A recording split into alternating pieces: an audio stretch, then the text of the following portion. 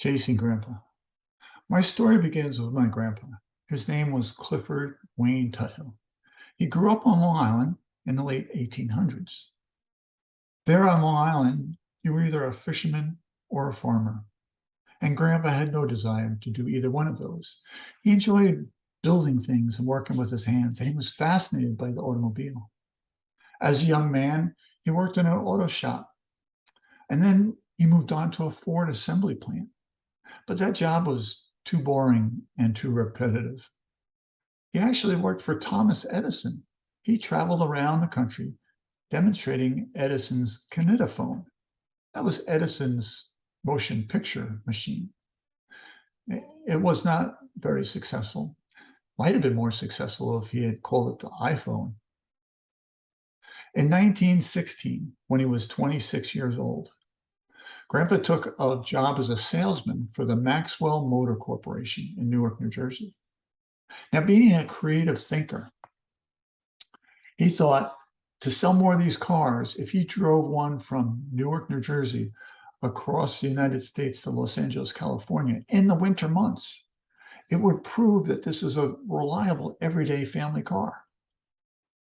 He sold the idea to Firestone and Texaco.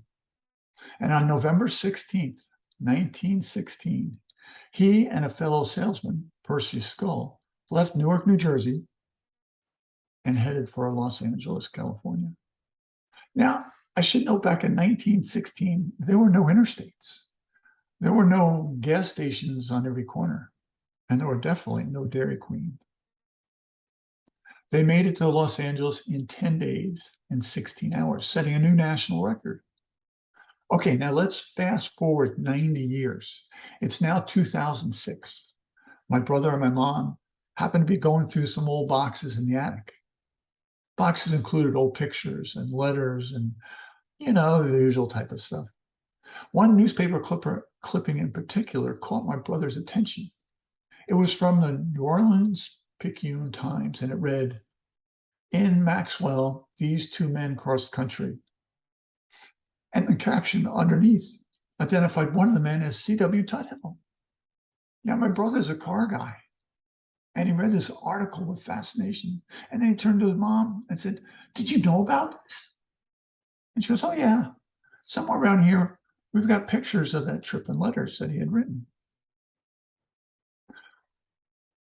It wasn't long before they found this box. And the box, sure enough, had pictures of Grandpa in the car as it was crossing, had letters that he had written, and postcards, and it had this. Grandpa's pocket diary. He used to carry a pocket diary and would like daily entries. And his pocket diary for 1916 had a day-by-day account of this cross-country trip. Now, these pictures and the pocket diary gave my brother an idea. He said, "Wouldn't it be cool on the 100th-year anniversary that we make this trip again in the same model Maxwell?" He would find a Maxwell, make it road ready for a cross-country trip.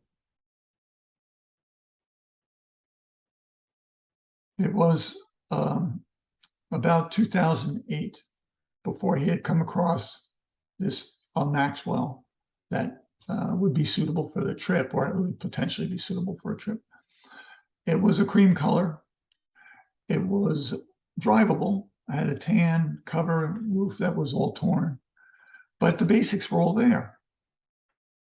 And so the plan was that he was going to start to restore that. This was in 2008. Well, for the next 7 years, that Maxwell sat in my brother's garage. It wasn't until 2015 when he pulled the engine and sent it to Pennsylvania to have his buddy rebuild it.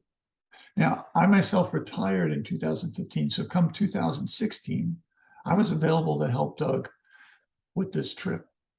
While Doug worked on getting this Maxwell ready, I worked on the logistics.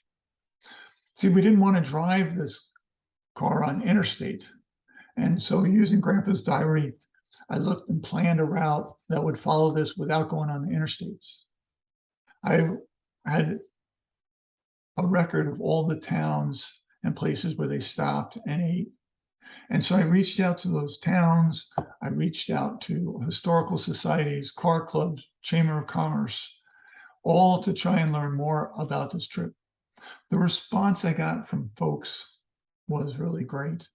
Total strangers took my cold calls and emails. There was one particular curator of a museum in Colorado that she was able to pinpoint a location where Grandpa was standing outside next to the Maxwell with the Savoy Hotel in the background, which didn't exist anymore. But she was able to find that exact corner. And then there was a librarian in St. Louis. She sent me maps of the roads in 1916 that went through and around St. Louis. She also was able to identify the location of Thompson's Dairy and Diner. That's one of the places Grandpa mentioned in his book where they stopped to eat. And, oh, this would be cool. We're going to stop at the same diner 100 years later. No, that diner was long gone and torn down and replaced by the Civic Center. Unfortunately, Texaco and Firestone had no desire in helping us in sponsoring this trip. They just said they had no interest. It was a bummer, but at least they told her, hey, if that's the case, we're free to stop in front of as many Exxon and Mobil stations as we want to take pictures. Our target date was November 16th. And as it got closer and closer, the Maxwell got closer and closer to being ready. My brother got it painted black, had the white lettering put on. We had a new top made. We had new tires put on. We even had the transmission checked out and rebuilt. The only thing that we didn't have was the engine. The engine didn't show up until about a month before we wanted to leave. We got it into the car. We dealt with some issues with the engine and started to do some road testing. With about 20 miles of road testing, we loaded that Maxwell on the trailer and drove to Newark, New Jersey. On November 16th, 2016, at 6:30 in the morning, we unloaded the Maxwell. My brother, Doug, myself, and a friend, John, left Newark, New Jersey 100 years since our grandpa. Doug and I rode in the Maxwell, and John followed along in our chase vehicle with a trailer should we have any problems. That first day, we did 228 miles and already had a tire failure.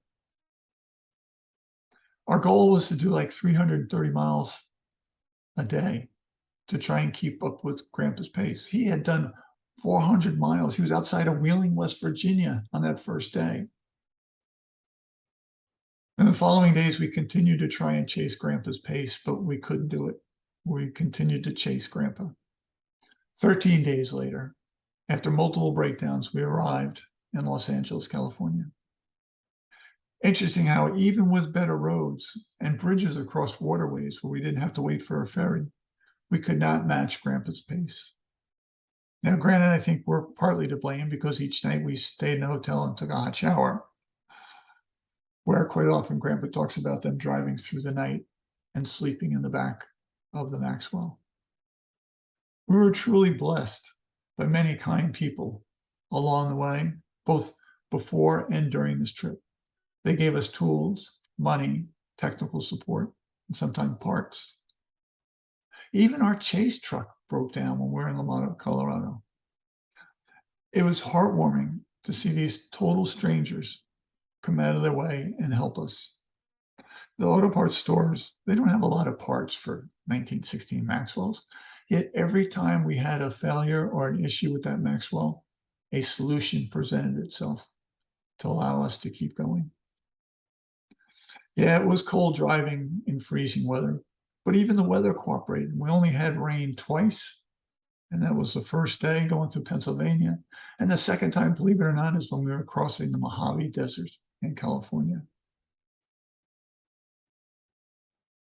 Now, some folks may say, man, you guys are just lucky.